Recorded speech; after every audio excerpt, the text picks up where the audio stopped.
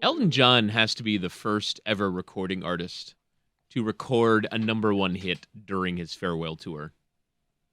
Because Elton John has Cold Hearts with Dua Lipa. That song sucks. Wow. Wow. Big shout. I love that song. You heard that? Yes, that was aggressive. I didn't hear it. Going against popular music, Billy Gill. Oh, welcome to my wheelhouse, Dan. Mm-hmm. But so he has that song, and Elton John doing it by himself. I've seen videos of it. It looks sad. It's a repurposed Elton John song, though. That's right? the Rocket Man song, right? Yeah, he didn't write the song. Like, obviously, it's a remake no, of but his song. the rest of it, the hook of "I think it's gonna be a long, long time." Oh, you never heard that part? That song before? No, but I'm saying is like everything in between, right? Is original music. It's an original song. No, it's not. And he's put it out in the midst of his farewell tour. I saw one of his shows on his farewell tour. He's been on a farewell tour for a decade. I saw him before the pandemic.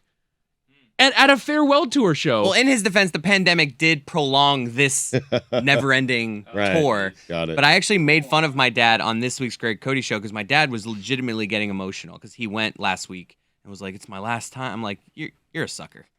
He'll be back in like 6 months." The Rolling Stones are about to do Europe. It's 60 years of touring. I don't understand. It's hard for me to take a flight.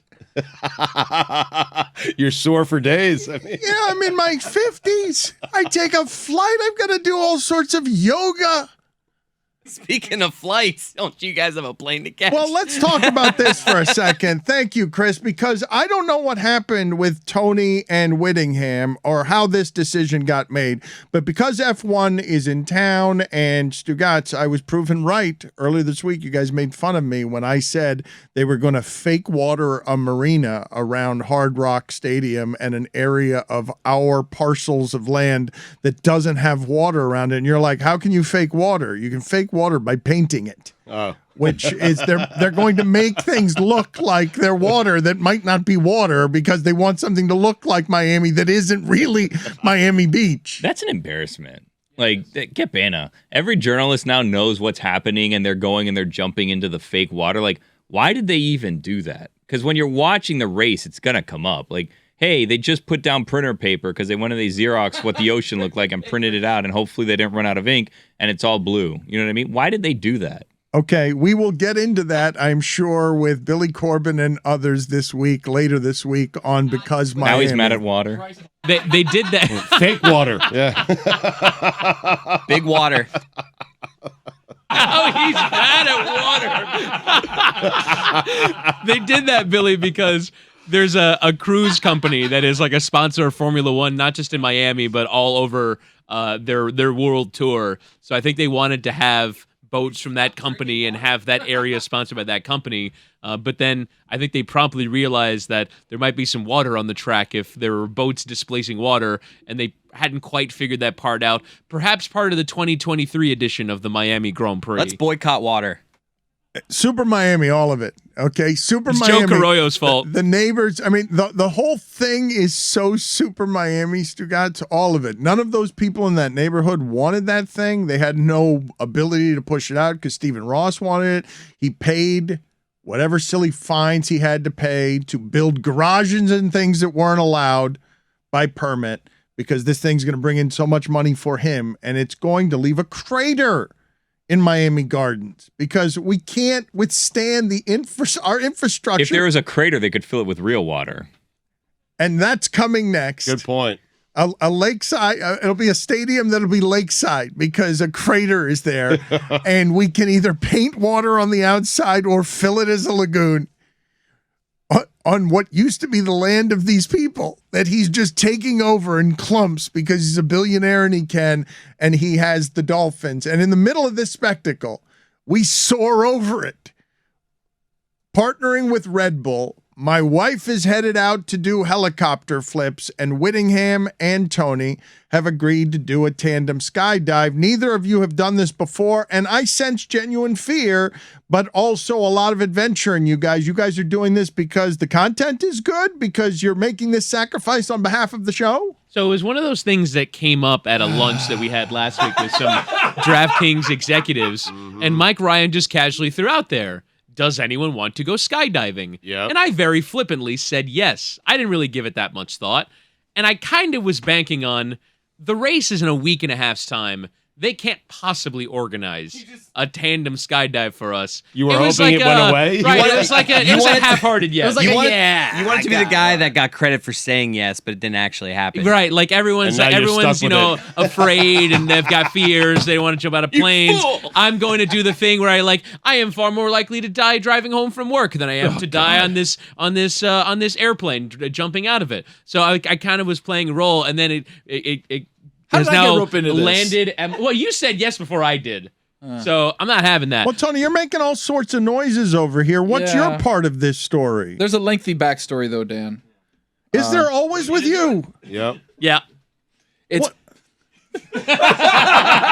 Here's the problem, okay? Here's the problem. I've always wanted to skydive, right? I feel like we've always played this game of like, what superpower would you want to have? Flying? And flying is always my answer because I It's a want good to one. fly, right? Like, I feel like it'd be really cool.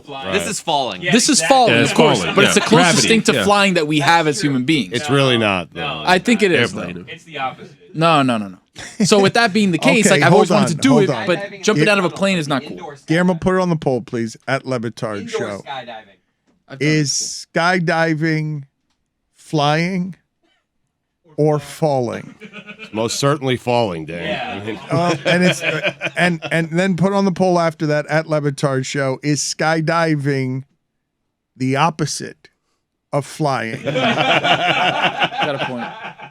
Go ahead, Tony. Like Whitty, I could see wanting to go skydiving just to enjoy the miracle of gravity. So what would you see me skydiving for? Sky, just to be Attention. to reiterate, Tony.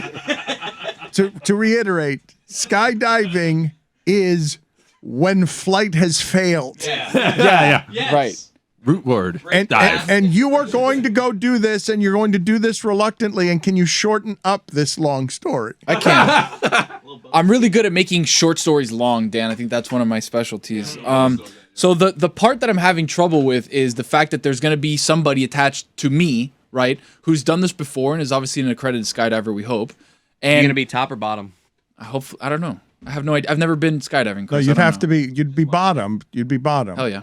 So the point being, right, when they open up that door, and I guess I'm grabbing on to the door, The and moment of truth. That's Right. the moment when Yeah. I'm like, Yeah. nope, not doing this that anymore. person, I know what they're gonna do because I've seen it happen. Not first person, They're but gonna like push I've you heard an out. account. They're gonna be like, all right, on 3, 1, and then they're gonna just jump out and not the be old ready. push on one. Yeah, the old push on 1. So I feel like that's coming already. I'm just Oh my God. Hey-o. I'm nervous on your yeah, behalf. I'm worried about it. I'm worried my about it to be God. honest. If you want me to be frank. Oh my God.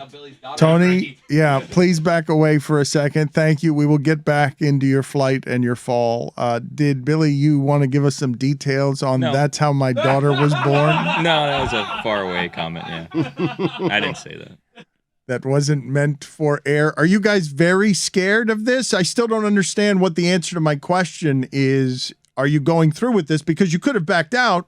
Both of you didn't have to agree to this. In fact, I thought our entire show was going to sit out some pretty cool things to do with Red Bull, and I thought there were some content opportunities there. So are you guys doing this on behalf of the show and the audience? In the spirit of adventure, we will do this with our audience, for our audience, even though we're cowards. So there actually are a lot of pros for me.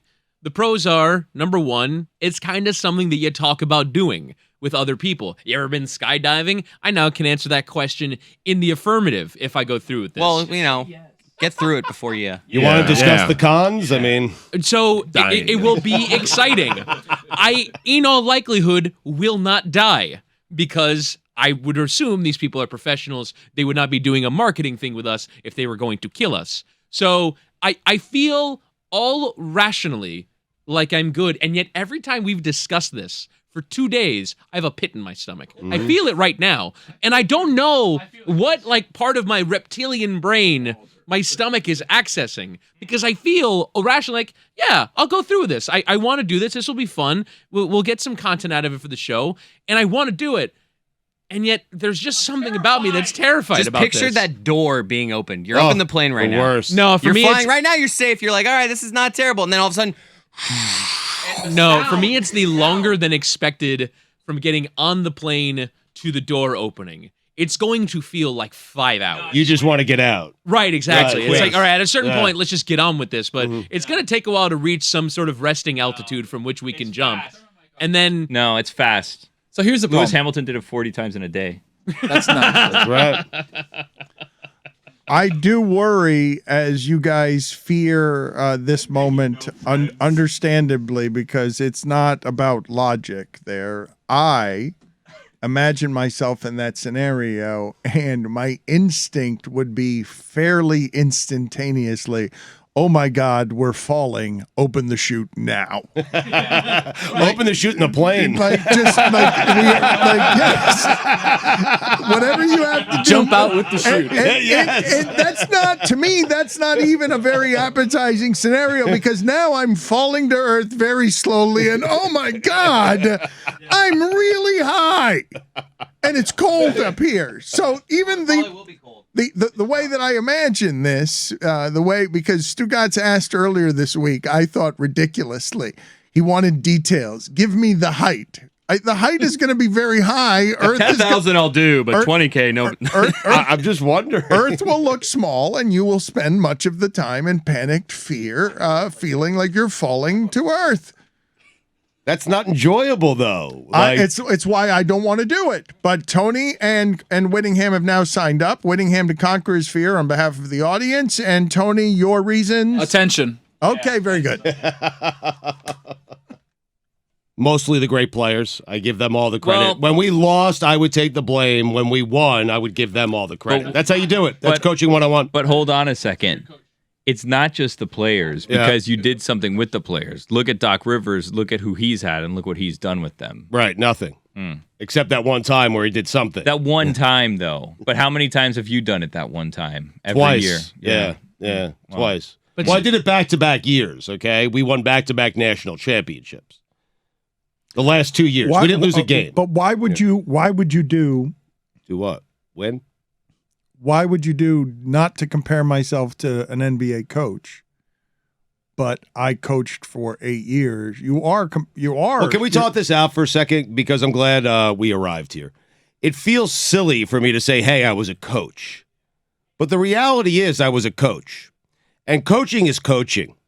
Whether it's a travel lacrosse team But it's not or even past tense. You are a coach. No, You're that's- always a coach. That's what I was Right. going to ask. Did you retire? Like, Well, we're I mean, my done daughter- coaching? my daughter's going to college. Wow. And I told her, like, this is the fun part for me. I just get to watch her play. I'm not going to coach her anymore. You would have thought maybe other travel teams would have reached out to you. I don't want. They have. This is incredible. Yes, Have they? have. Wow. yes. But no one has met my asking price. See, but here's the thing, and I don't want to drag anyone else's name through the mud here, but like this is why you could criticize Coach K because he made it all about him his last season coaching, and you did not do that. Correct. Walked You off did- quietly. You didn't. Yeah. We didn't even know you had retired. We just Thank you. matter of factly you mentioned it right now. You used to be a coach. Coaching 101. Incredible. Yep. Not about me. It's about the players. Are you going to be like Roy Williams and next season be like in the 7th row just with your arms crossed? I don't the know if entire I'll be that season? calm. I got to be honest with you. But I will can be you like guys that. imagine if his daughter's not getting playing time? Like, can you imagine? She'll get playing time. I'm Well, not worried about But it. can you imagine any circumstance Good coaching. under which Stugatz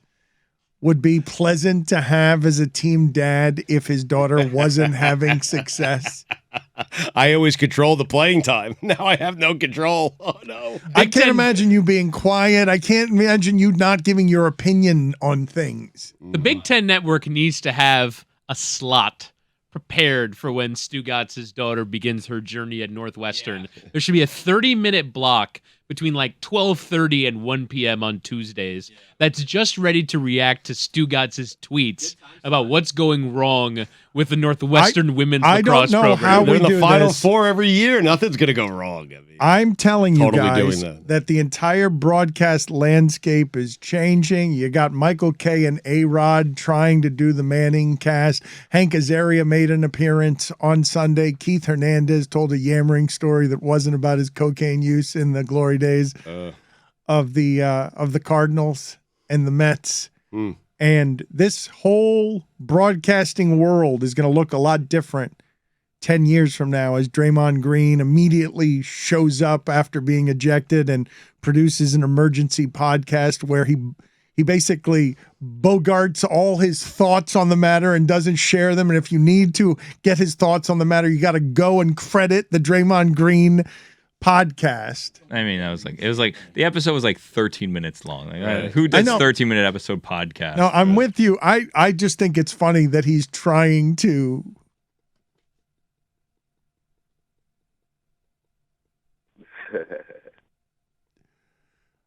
I think it's funny that Stugotz can possibly monetize this, where people would watch 30 minutes of lacrosse Possibly. if he in the corner was just critiquing the coach and giving all his thoughts on just his daughter.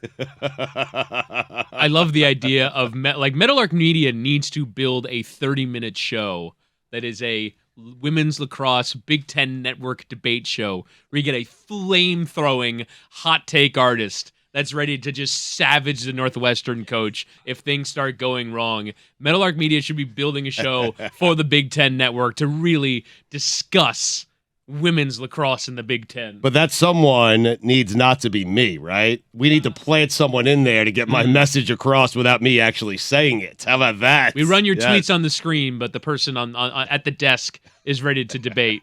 I'm just thinking this out, knowing you Right. and knowing the position that your daughter's about to be in. Mm-hmm.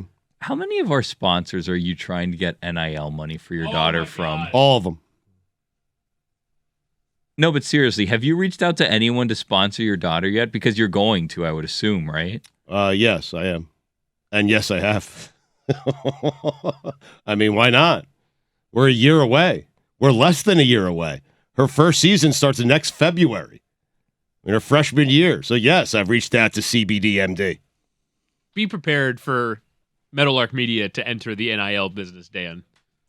I was trying to buy a UM punter. I was trying to buy we were in that, but we Why were don't you told buy a lacrosse player, huh? But we were told that the gambling companies that you can't, that's one of the places where there are few rules that you can't have DraftKings around some of the college sports stuff. Although I don't understand how it is that Barstool was able to do it. Right. I guess there are separate. Were we trying to get DraftKings to do it, or were we trying to do it as the Dan Levitard show with Stu Gatz? I was just asking about doing it before it was popular. Like right at the start of this, I was trying to get Headley. I was trying to figure out how can we get the tattooed punter for the U? How expensive could it possibly be? And I was told that at the time there were rules against it. Maybe those rules have changed since then, at which point, I don't know. I think the game's gotten too expensive for us in the last few months. All of a sudden now, if you're going, if in order to get to the Elite Eight with a college basketball team, the going rate is $400,000 in a car. Well, what's your price? Let's talk, Dano. Final Four tickets every year, by the way, for you. For you. I mean, if you sponsor a lacrosse player, you'd Yeah. want it to be someone in the Final Four every Exactly. year, you would think, Mhm. right? Yep. Hmm. I'm listening. But you're not getting any of this money. Well, we'll see. Yeah, how do you think this works as he tries to shake down our sponsors for NIL money? Do you think that percentage, 100%, is going to his daughter? What world are you living in if you think that that's the way? It's going to be 80-20 his way. 10% agent fee. I mean, and 80-20 my way after that. Listen, she'll spend it recklessly. I mean, I won't do anything like that.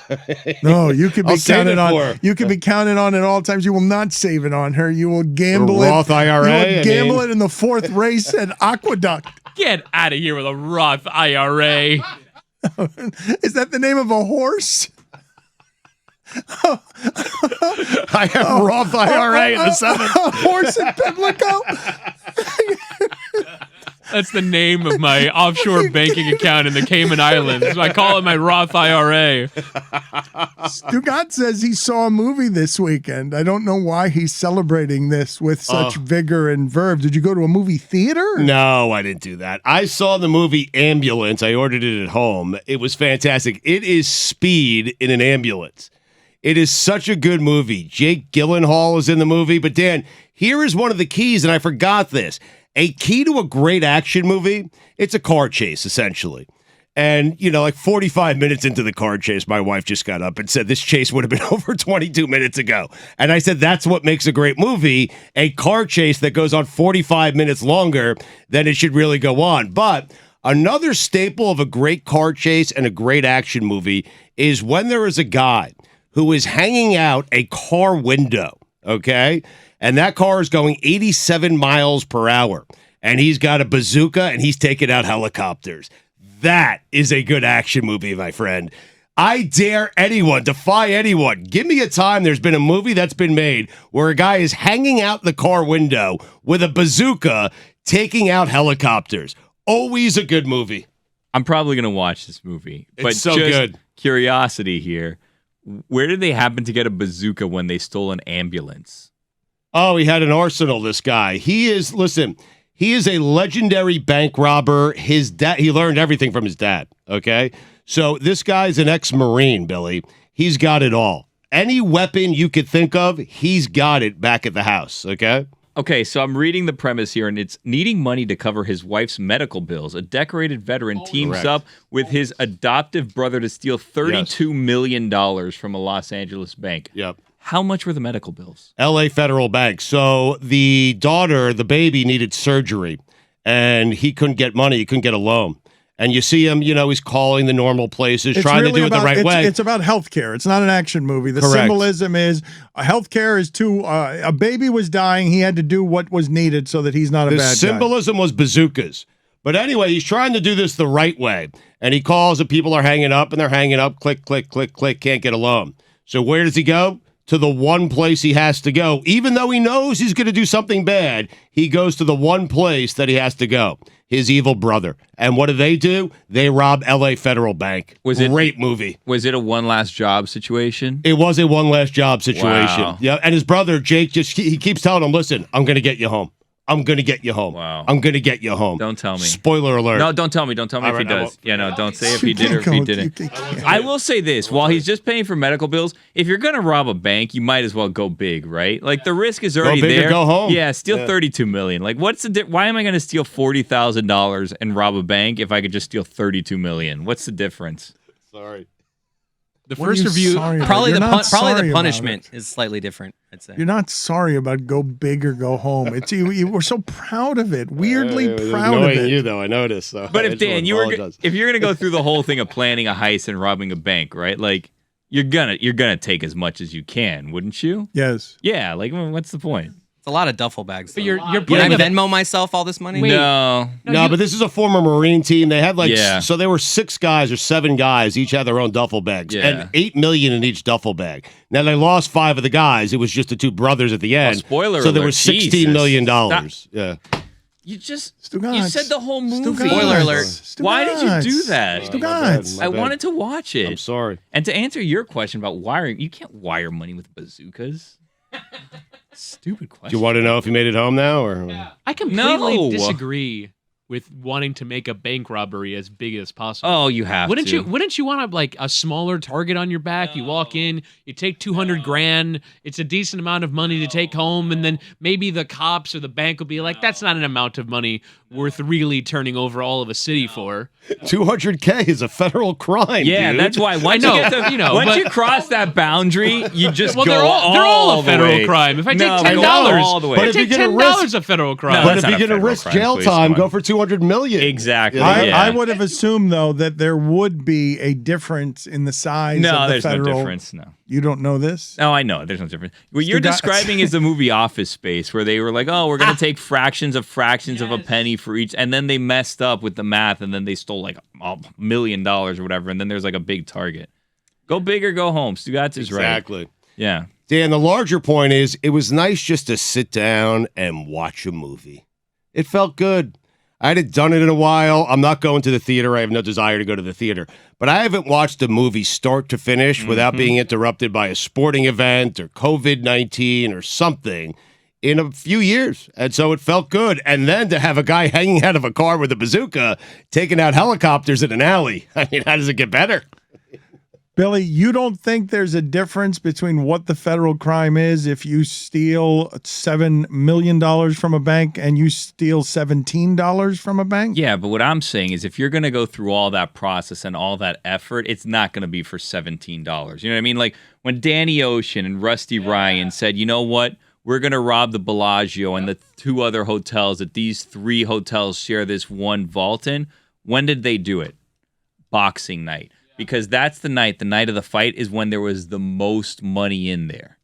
So So you said you can steal $160 million or you can steal $80 million. Go for a 160. Yep. If you're going to risk your life and you're going to risk your freedom, risk it for everything. Go for it. Mm-hmm. A movie poster, words to live by. Risk it for the biscuit. I mean, it's 20 He's years, right. Dan, regardless of what you try to steal from a bank. It is. It's 20 years. I mean, $17, $1,700, $17 million, 20 years in the clink. I don't think that's right. I actually don't think that's right. It's probably not. I think that it gets added on by the amount. But if you're going to risk your life, I mean, you we'll might look as well. it up as opposed to you looking it up, correcting me after making it seem like you had looked it up. Very good. I just found it. I was right. I want to segue from that into something else that we've been discussing around here, but Billy Corben will be returning later this week. Billy Corben has been quiet since that vote came down that has the Miami soccer team getting its public land after going through democracy and a noisy city commission meeting that was supposed to go 3-2 on the vote in order to not get a stadium, but went 4-1 on the vote, and now they have a stadium that will be built in Melreese on what is a golf course.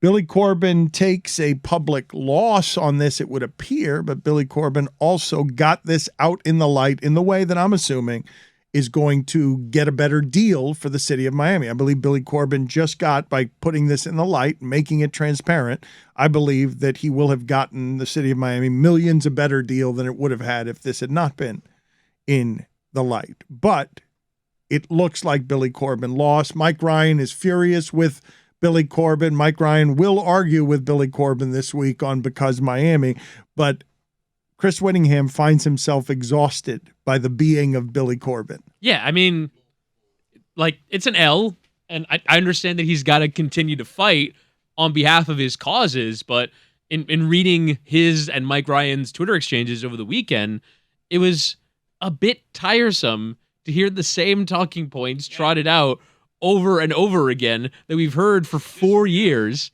And at a certain point, you do have to recognize that there is a public good that's being done here.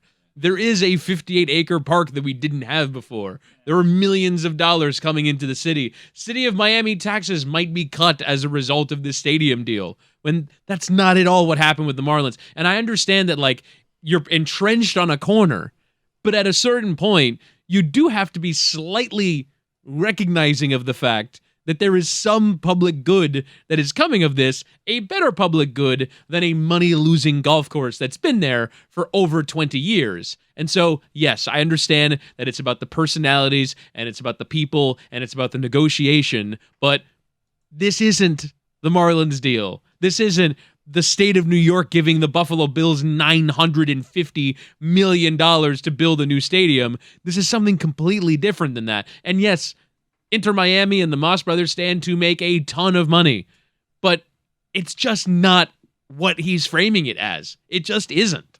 And you feel bad for him. Why, though? Because I understand why people are tired of the fire hose of trying to protect the city with an earned skepticism and an earned cynicism that comes from so much corruption and so many people just siphoning off of this city, that Billy Corben is doing a good public good by holding all of these people accountable and making loud noises around them. But what part of you feels bad for him? Well, I feel bad because I think Greg Cody might have put in his column that the next person or the next referendum item that gets endorsed by Billy Corben has a death knell wished upon it, that he is losing to such a degree, and that democracy is like layer after layer after layer going against him, and what might be very pure intentions. But again, this went through every stage of democracy, from the people who are voted into the Miami City Commission, to a referendum item being voted upon,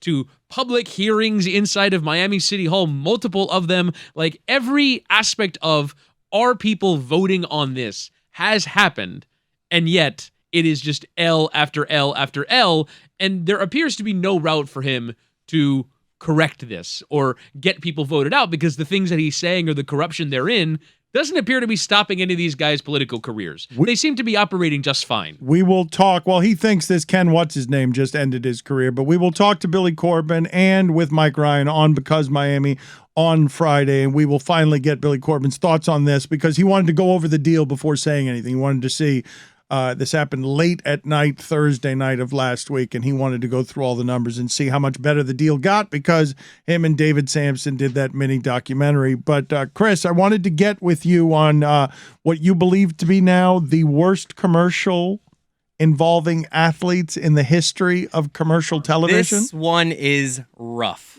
Okay. I hope DirecTV is not a sponsor because I love DirecTV if they are. Are they a sponsor, Woody? Am I good? No, they're not. All right. We were sponsored by DirecTV Stream a while ago, but I Okay. don't think that's still active. This I've only seen on Twitter. I don't know about with algorithms if anyone else has seen this commercial. It is a DirecTV commercial with they're going for a Ghostbusters spoof, and it's Randy Johnson, Alex Rodriguez, David Ortiz, and Ken Griffey Jr. You think right there, those are some big, nice 90s, like you'd love that.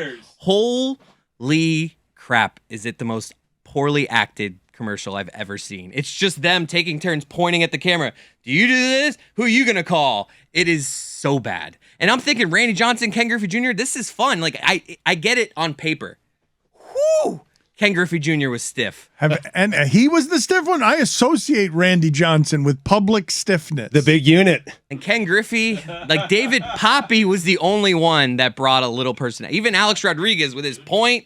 Oh my God, I'm getting uncomfortable just thinking about it. It doesn't seem like anyone here other than you has seen the Nobody else has commercial seen you're it? speaking. It's just a Ghostbusters spoof.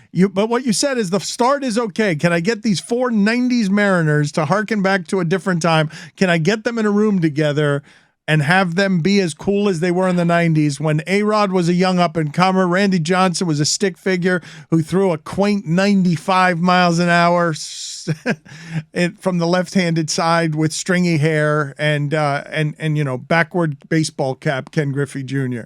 Why was Edgar Martinez denied his rightful access to this commercial? Why is David Ortiz in there?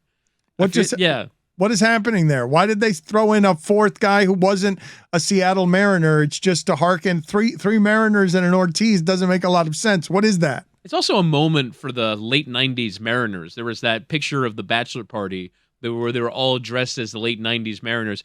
Chris Cody is right. The nostalgia play should work here because though that team is having a moment, those guys can probably cash in on their fame once. This is probably the time to bring back the late 90s Mariners. And if what you're saying is true, Chris, I've not yet seen the commercial. I saw the end of it, and it was funny because the gathering that I was at had the exact opposite reaction. Was, hey, look, Randy Johnson. Haven't seen him for a while. I'm surprised they got him to do it, but I didn't actually see the commercial. I'm watching it now with no sound. It looks fun. I'm not doubting what it is you're I'm saying, looking at but what I had Bill- no sound. No, but what I saw You don't need the sound, was an it's fine. abbreviated. Billy's seeing one where I see them actually shooting a monster. Yeah, that it was one like is not Mr. the one. Redlegs or whatever his name is, which is weird. Like, why do they have a qualm with the mascot of the Cincinnati Reds? I bet you say to yourself, looking at Ken Griffey Jr., man, he hasn't been used in a lot of commercials in his career. Why not?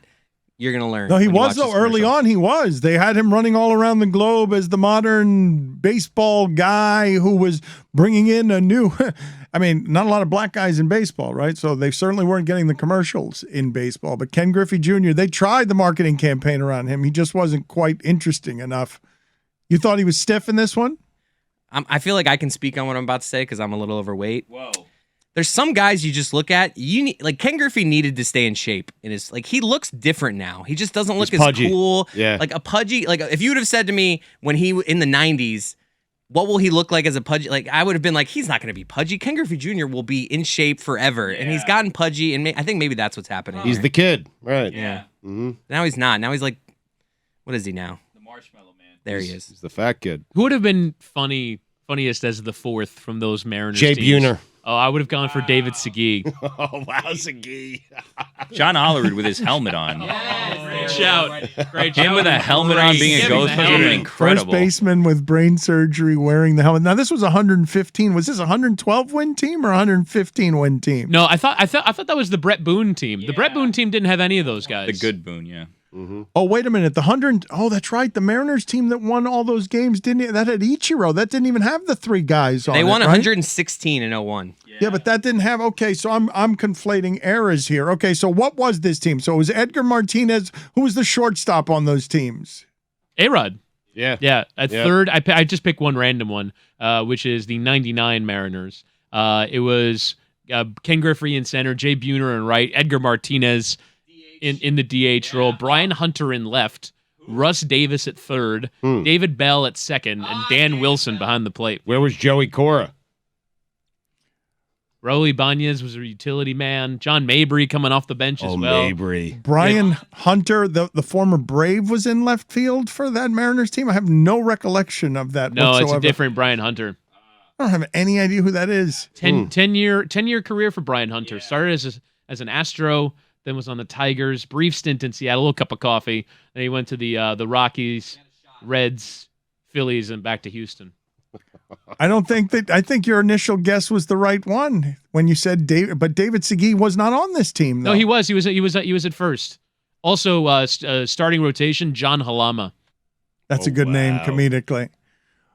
Who was the catcher? So Olerud was not on this Dan team. Wilson was the catcher. Yeah, backed up by Tom Lemkin. How about the pitching staff? Go through some of the pitching staff for All right, me. so you're led off by Jamie Moyer, top of the Of rotation. course. That guy could bring it. I mean, Bring it. No, Bring he what, cannot. 83 miles an What are hour? you He talking still about? He's can. the opposite of bringing it. If No. you did bottom 5 starting pitchers that could bring it, I would put Jamie He'd Moyer be in the there top with Tim of the list Wakefield. of guys who could not bring it, and the Negro Bill brothers. Negro, yes. Careful. I was. Rest of that rotation: Freddie Garcia, Oh, wow. John Halama, Jeff Facero, Oh, Jeff Facero. and Gil Mesh. This is the wrong team. Randy's not on it. Oh yeah. Oh, 98 has Randy. All right, I guess I'll I'm go on back to- 97 here. Yeah, I was on the 99. This is team. when Randy was on the Astros when they were like the navy and gold, Wait, right? what?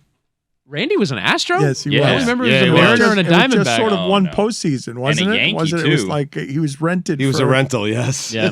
Randy I Johnson think he is pitched a the rental. one. He yeah? did Who's something. the best rental of all time? Because I have an answer for you. Ugueth Urbina. No. That's a good one, though. CC Sabathia on the Brewers. That's a good one. I think of They CeCe ran him into the ground that season. I think him of That's what you as- do with a rental. Yeah, 100%. I think that he had a better, and obviously the numbers won't dictate this. I think that he had a better career as a Brewer than he did as a Yankee, and possibly in Cleveland. Well, his postseason was amazing, but Stugatz got it right. Where you did put it on the poll. Did the Brewers treat CC Sabathia the way you treat a rental car? Because they absolutely were just getting complete game after complete game. Like he'd throw 200 pitches. They were absolutely wasting what was left of his arm for one postseason run, and they got all they could out of it. Billy, the 04 rental of Carlos Beltran by the Astros. That was a good one, too. Oh, my goodness. He had one of the great postseasons ever. CC Sabathia in 2008 for the Brewers. 17 starts, 132 thirds innings, 7 complete games in that run as well. I think his average pitch count per game was 174. It was so cruel what they did to him. I knew Jamie Moyer was a soft tosser, but like you guys were talking about how hard he threw, so I was like, let me look this up. In 2010, according to Fangraphs, his fastball averaged 80 miles an That's hour. correct. Uh-huh. I thought he was like mid 80s. No, I thought over Straight time puss. we made it No. seem slower than it actually No, was. It was That pumping. is wild. No, he'd wind 80 up. I could hit an 80 mile an hour fastball. He would wind up from the left side and he would pop a pimple. What would come out of his arm was just ooze. There was nothing on it. The Astros played the Braves in the NLDS the year they rented Carlos Beltran. He had 5 homers in that series, 2 in one game, and an OPS of like 1,600. That whole postseason run, Carlos Beltran went crazy. CC Sabathia, by the way, in his run in the play, like they wasted him in the regular season so much that he had 1 start in the playoffs, 3 2/3, 5 earned, and gave up a home run as well. That they had run him into the ground, so he wasn't even ready for the playoffs. I want to hit against Jamie Moyer. Can we set this up Now? right now? Why? I don't just want to. I think it'd be fun. He's not throwing any faster than he did then. I just think it'd be fun. It'd be a fun Could bit. he still give you 2 outs out of the pen in his current state? I don't know. Whittingham, how much remorse do you have about the fact that we just spent 10 minutes on you looking at the wrong roster? No, I mean it was. I picked a random Alex Rodriguez team. He said that. He said it was 99. It was the Yeah. 99. I didn't realize that Randy Johnson had gone. I have a list from. It wasn't the a late 90s Mariners team if Randy Johnson wasn't on. I Fair think that's point. what Dan's trying I should to have say. checked that. I should have checked that. This is the score.com. Each MLB team's most notable rental acquisition of the last 30 years. Oh, well, you're going to do all of them right now. Let's do a list. Number 30. Well, no, it's just my team. I could just tell you the team. Give me a team. I'll give you. Let's No start way with the it's not Dodgers. Beltran. There's Yeah. no way. There's no way. Dodgers is Josh Reddick of 2016.